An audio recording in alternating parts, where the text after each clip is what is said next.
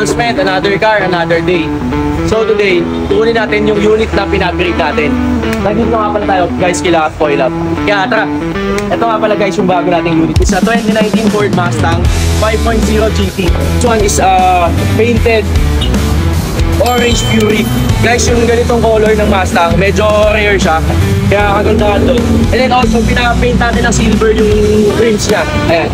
So ayun, after nating ipa-repaint ng Hyper Silver yung rims niya, ngayon naman papalagyan natin siya ng white stripes para mas ma-complete yung racing look niya. So ito guys, color Hyper Silver yan. So ito, pinapalagyan natin siya ngayon ng white racing stripes to give complement to its racing look. Andito nga pala tayo guys, kasama natin yung professional na artist natin, si Idolski Fords. And Dolski, ano ba yung mga gagawin natin dito sa Mustang para mas pumogi siya? Racing stripe tsaka yung side decals niya talaga. Mas teterno kasi yung white racing stripes niya dun sa silver wheels, no, Dol? Yes, Dol. Yes, Dol.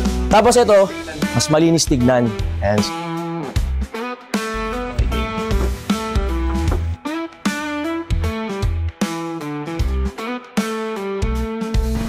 guys, syempre V8 to, muscle car. Kailangan test drive natin to. Tara, samahan nyo ako. Okay, ngayon test drive naman tayo. Dito nga pala sa interior na ito, isa mga napansin ko, sobrang kariwa pare, tignan mo to.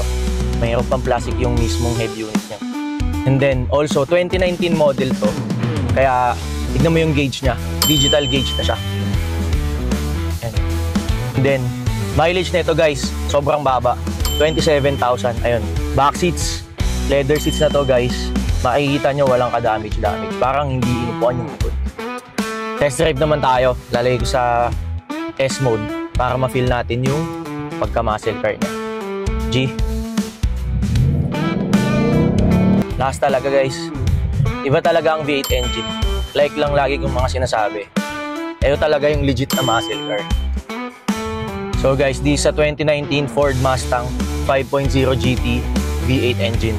And we're selling this one for only 2,480,000 pesos. Also guys, negotiable pa naman yan. Basta punta lang kayo sa showroom. And magbibigay din pala kami ng 20,000 commission para sa mga agent na makakapag-refer ng buyer. Kaya guys, punta lang kayo. Let's go!